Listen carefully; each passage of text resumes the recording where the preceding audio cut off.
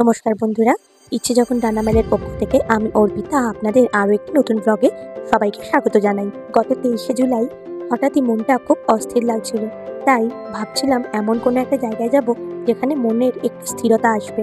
আর তাই সঙ্গে সঙ্গে ঠিক করার মাত্রই বিকালে বেরিয়ে পড়লাম মায়ের মন্দিরের উদ্দেশ্যে। কোথায় যাব সেটা আপনারা আর কিছুক্ষণের মধ্যেই জানতে পেরে যাবেন। আপাতত আমি রথতলায় এসে ওখান থেকে অটো ধরে চলে এলাম বেলঘরিয়া স্টেশনে। বেলঘরিয়া স্টেশনে নেমে আমি নৈহাটি যাবার আপ অ্যান্ড ডাউন দুটোরই টিকিট একেবারেই কেটে নিলাম।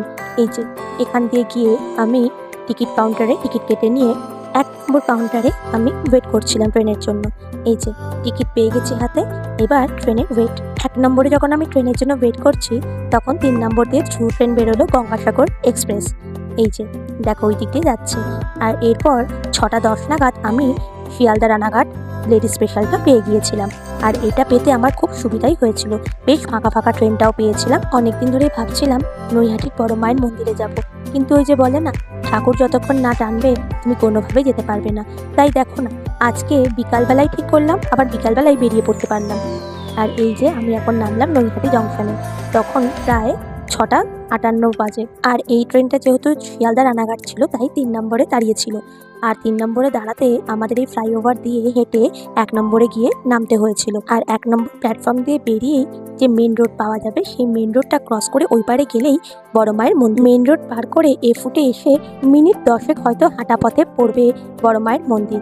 এই যে আমি হেঁটেই যাচ্ছি বড় মায়ের মন্দিরের কাছে। আর এই যে মিনিট 10 রাস্তা হাঁটা পথ, তাতে কিন্তু একটুও বোর লাগবে না, কারণ চতুর্দিকে এত জিনিসপত্রের দোকান আর এত সুন্দর মার্কেট যে কখন হাঁটতে হাঁটতে বড় মায়ের মন্দিরে চলে আসবে বুঝতেই পারবে না।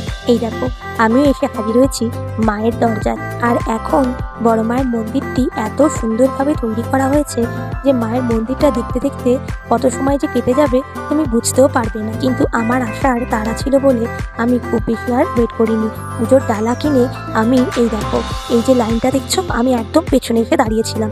কিন্তু জানো, একজন ভদ্রমহিলা এসে বললেন যে তুমি যে লাইনে দাঁড়িয়েছো সেটা প্রসাদ নেওয়ার লাইন, এটা পুজোর লাইন না। পুজোর লাইনটা কি একদম ফাঁকা, সত্যিই তাই ছিল। যেহেতু আমি বুধবার গিয়েছিলাম আমি কিন্তু খুব ফাঁকা পেয়েছি, দেখো লাইন ছিলই না। একদম মায়ের মন্দিরে এসেই মাকে পুজো দিয়েছি, আর মাকে যে কি সুন্দর লাগছিল। আর এতক্ষণ ধরে মাকে দেখার সুযোগ পাবো ভাবতেও পারিনি।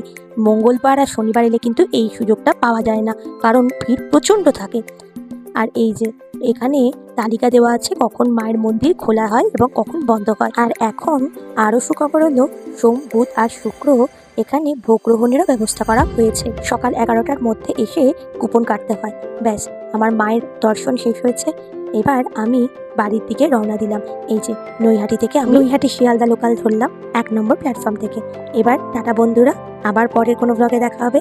আর ব্লগটি যদি ভালো লেগে থাকে প্লিজ লাইক অ্যান্ড সাবস্ক্রাইব করে দেবেন।